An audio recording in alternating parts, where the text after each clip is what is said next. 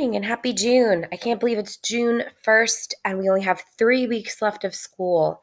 This week we're continuing on with Acts 3 and 4 in Romeo and Juliet, which means we finish the play next week.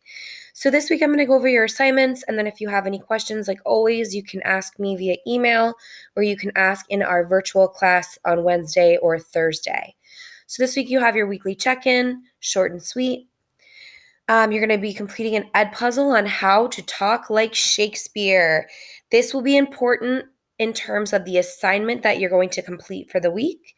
So you're going to watch the Edpuzzle and answer the questions. Next up on the agenda, you're going to read Acts 3 and 4 summaries. I combine these together. This is very, very dramatic.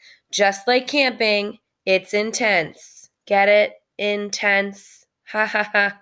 Ha ha. Okay.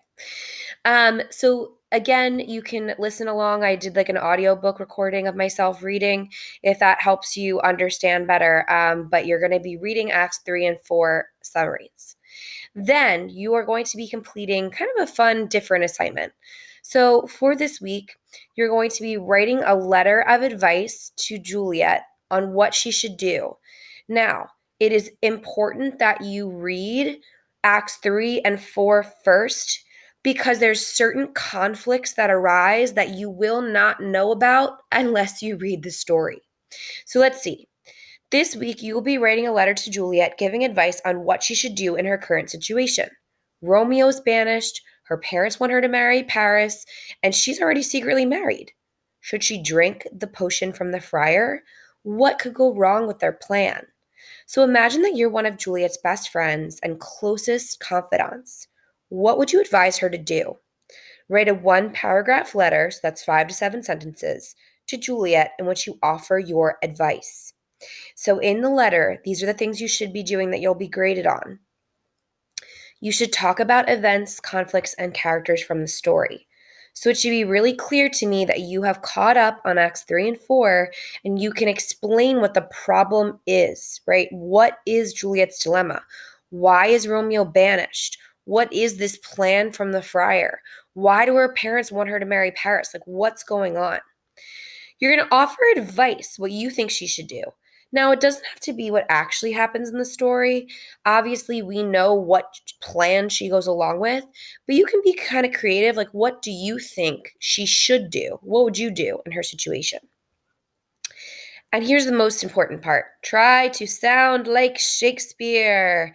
So the video that you guys are watching for your Edpuzzle that reviews Shakespearean English, you're going to watch that because you want to incorporate those words.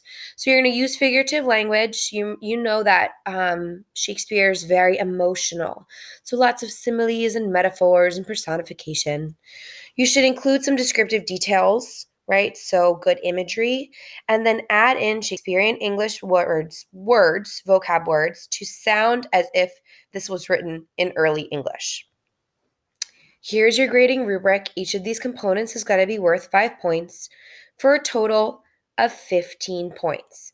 So this is a little bit of a bigger grade, and this is your last big assignment for the year. Holy cannoli. You're going to be writing your letter right here on this template that I made. So, dear friend Juliet, and you can just start typing. Type away. Should be 5 to 7 sentences.